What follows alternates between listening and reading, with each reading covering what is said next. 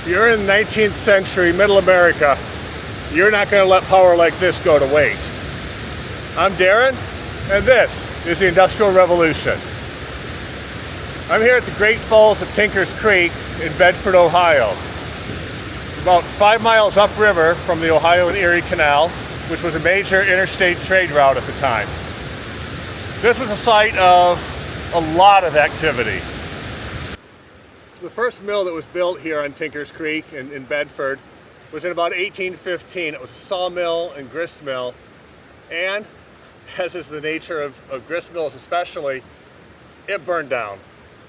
But they did realize the sheer amount of power you had here, and one of the things you have to do to harness that power is you have to try to capture some water. And that's what this is about. I'm standing on the downriver side of the dam. The spillway behind me here, and the embankment. The mill race is just the other side of here with a canal that goes down and feeds all of the mills that were along here. Over the years, this town saw carding mills, sawmills, factories for building blinds, chairs, woolen factories, pail factories, brush factories, tanning factories, foundries, machine shops, rolling mills, and even an electric power plant. Many of those ended up burning to the ground, especially the grist mills and the carding mills and the textile mills. That was a pretty common fate.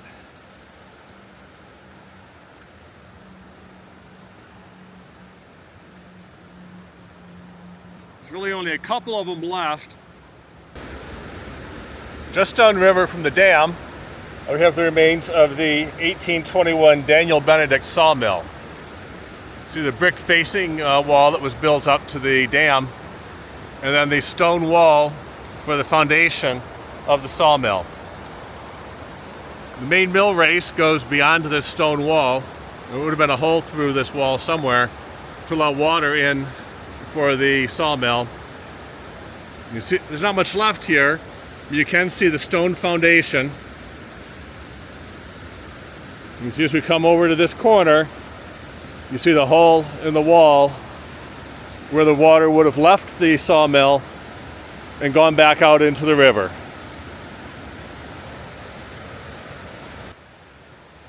With the ruins off to the right, I'm now standing on top of the dam. Come over here to the corner, look over the edge, we can see what's left of the spillway. Obviously that would have originally extended all the way across the river, forming a reservoir behind it. This area would have been flooded. It would have been water storage for the mills. Over here under this stairway is the beginning of the mill race. Mill race is how you got water from the reservoir into your individual mills. A single mill race could actually serve many separate mills, and in this case it did.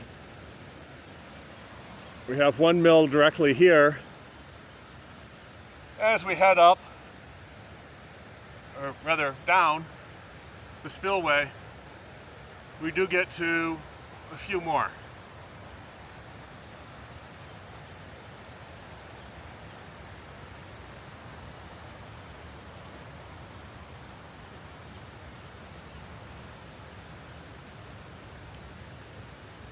As I mentioned, mills at the time tended to be pretty short-lived. You'd have grist mills and any kind of textile or carding mill especially.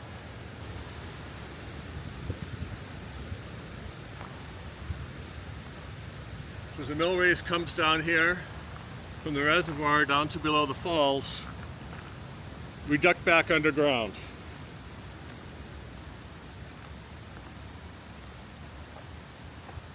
See a couple clear generations of construction here.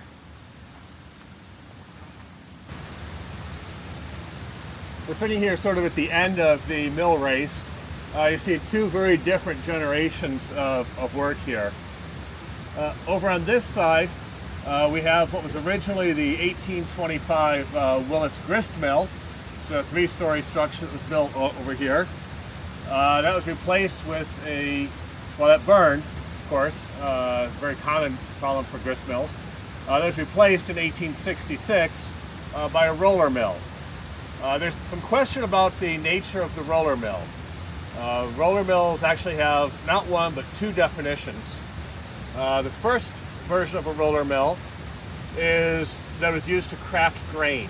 It doesn't grind it as much as actually like cracking it to make it easier for livestock to eat typically. If you've seen cracked corn, or maybe you put that in a bird feeder or feed it to chickens, that's cracked. That's large, heavy wheels that run in a circle and just crack the grain. The other version is for metal processing, to make sheet metals. Well, I asked a local historian which of those 2 it was here, not thinking there was much of a metal production process going on locally. And he said, yeah, it was used for the grain. Well, it turns out that may not have actually been the case. And the reason that I say that is that the roller mill, which never did well here for some reason, ended up being purchased by the Latonia Iron and Coal Company. It operated here briefly, then it's moved to Massillon, Ohio, where it continued to operate. I can't imagine a iron and coal company buying a grain roller mill. So it's probably an iron roller mill that tried to operate here, didn't work out, and they moved it to Massillon.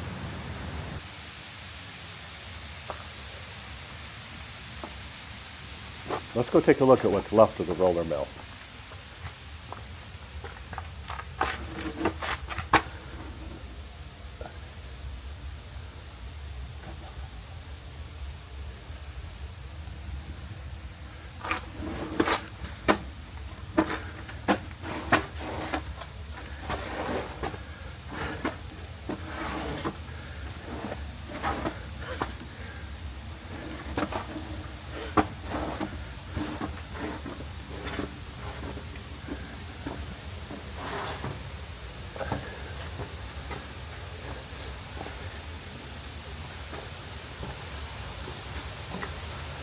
During this visit, the water was very high, so I couldn't get down to the bottom of the mill safely.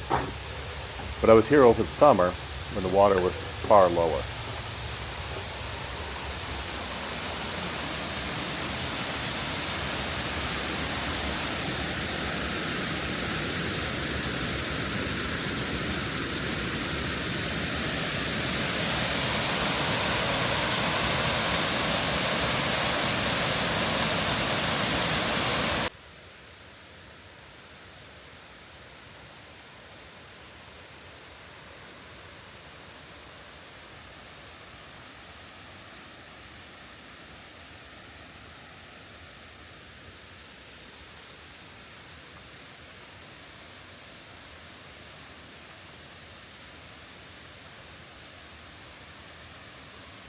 Here you can see a stone support pillar and part of the stone wall from the old grist mill and, later, the roller mill, right at the bottom of the falls.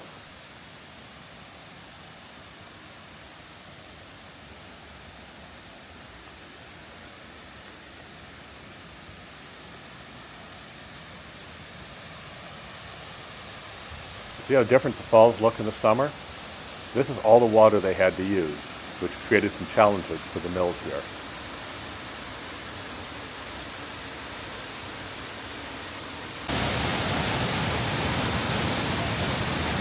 Compared to the much higher water flow experienced in the winter here on the river.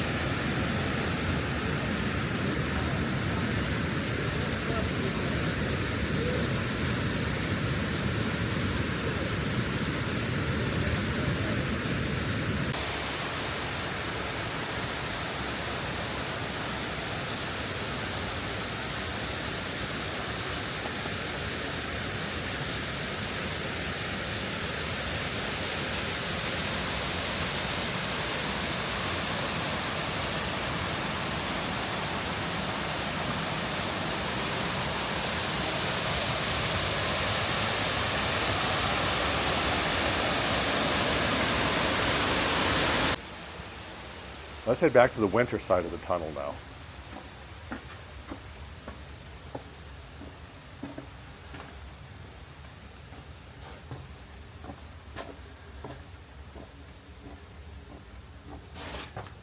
The park is leveled off the floor, but the tunnel originally went downhill. The upstream ceiling is considerably shorter than the downstream end.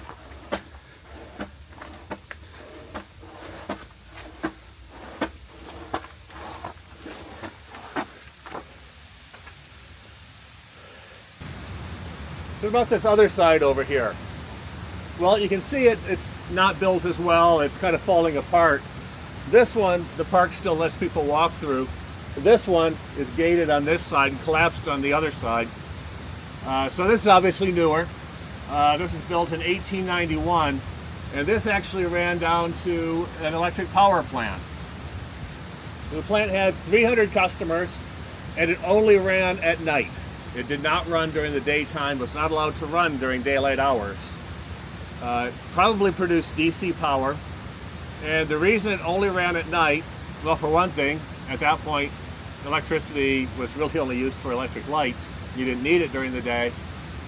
But all the water from Tinker's Creek over here, you're hearing in the background, all of that was used by the countless mills along here in the 1800s. And there just wasn't anything left. There was no water left going over the falls during the day. At night, they were able to take some of that water out, and they were able to use that water to generate some power, so they were able to electrify the town here, or for at least 300 people very close by. This was almost certainly DC power, and DC is pretty limited, so really you have about a 1 mile range. In 1913, this power plant was shut down when the Cleveland Electric Illuminating Company extended their service into the area. They brought AC power in, which could travel much farther distances, and that was not a problem for them, even though everyone here is used to DC. Since they were really only running light bulbs, maybe some regular heating elements like you have in your electric toasters, they don't care if it's AC or DC as long as the voltage is the same. So what happened to the mills here anyway? And why aren't they still here? Well, it's the same story we see in a lot of places, and that's why I'm kind of using this one as representative of countless other locations. The mills here were built, and they were functional, and they were profitable. Grist mills tended to burn. You have the flour particles in the air, that's flammable and it's explosive. If you start to get busy, you operate at night, you have candles, you have lanterns, that's just begging for a fire, and countless mills, grist mills burned. Woolen mills, textile mills, carding mills. You have the same thing going on really. You have these little tiny fibers that get everywhere, and that's why so many of those burned down. So a lot of the mills here simply burned, and somebody came back and built another mill right on top of it. And that was a fairly common fate for mills. In the end though, what really probably killed off the local mills here in Bedford, you had the Ohio Erie Canal about 5 miles downriver. Right up here you have several railroad lines that passed right through town.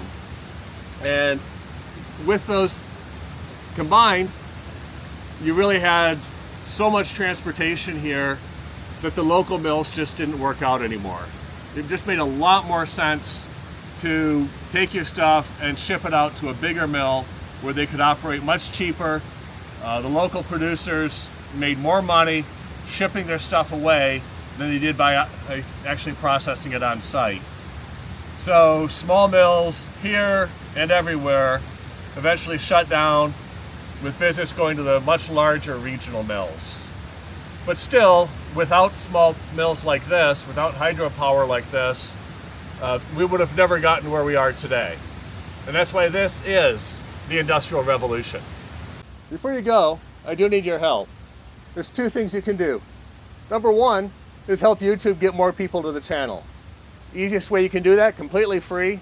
Hit like on the video, subscribe to the channel, And best of all, you can comment more than just 2 or 3 words. That tells YouTube, you know, this video is good, the channel is good, send more people here. Second thing you can do, each of these videos ends up being pretty expensive to actually produce. Obviously it's hours of work for each one, but I also have to actually drive to the locations.